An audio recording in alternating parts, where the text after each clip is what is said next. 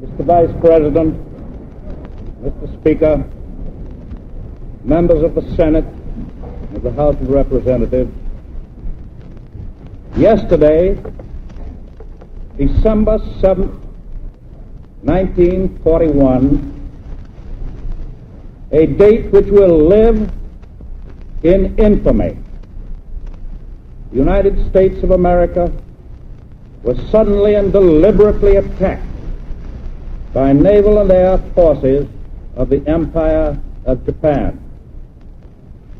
The United States was at peace with that nation, and at the solicitation of Japan, was still in conversation with its government and its emperor, looking toward the maintenance of peace in the Pacific.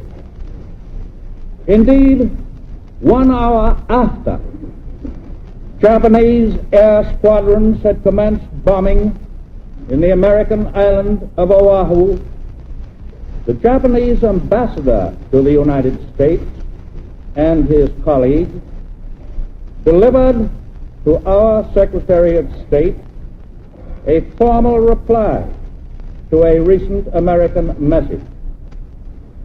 And while this reply stated that it seemed useless to continue the existing diplomatic negotiations, it contained no threat or hint of war or of armed attack. It will be recorded that the distance of Hawaii from Japan makes it obvious that the attack was deliberately planned many days or even weeks ago. During the intervening time, the Japanese government has deliberately sought to deceive the United States by false statements and expressions of hope for continued peace. The attack yesterday on the Hawaiian Islands has caused severe damage to American naval and military forces. I regret to tell you that very many American lives have been lost. In addition, American ships have been reported torpedoed on the high seas between San Francisco and Honolulu.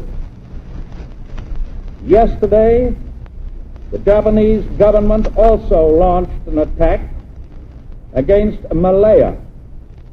Last night, Japanese forces attacked Hong Kong.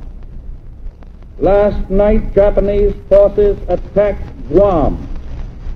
Last night, Japanese forces attacked the Philippine Islands.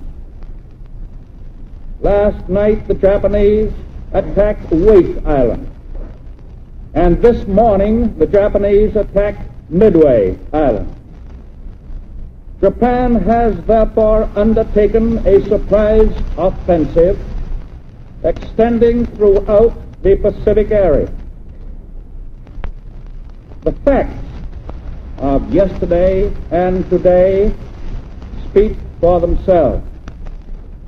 The people of the United States have already formed their opinions and well understand the implications to the very life and safety of our nation.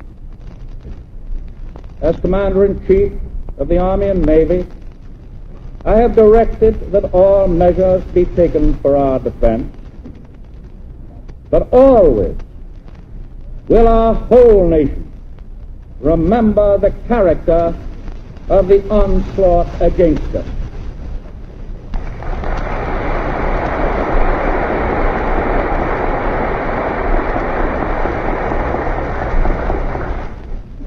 No matter how long it may take us to overcome this premeditated invasion, the American people in their righteous might will win through to absolute victory.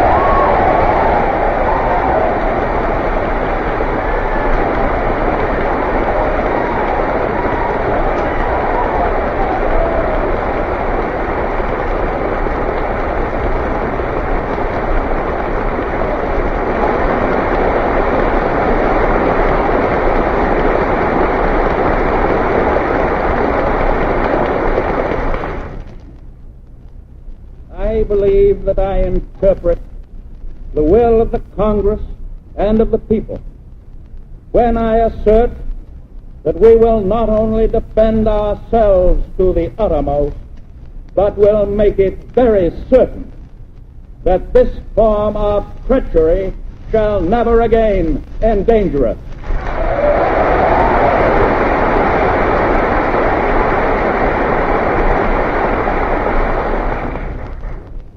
Hostilities exist. There is no blinking at the fact that our people, our territory, and our interests are in grave danger.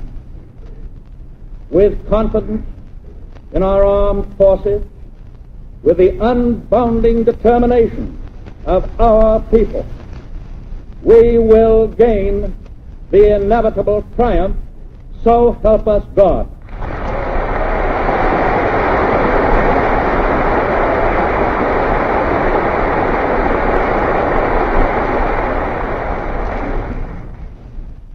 I ask that the Congress declare that since the unprovoked and dastardly attack by Japan on Sunday, December 7th, 1941, a state of war has existed between the United States and the Japanese Empire.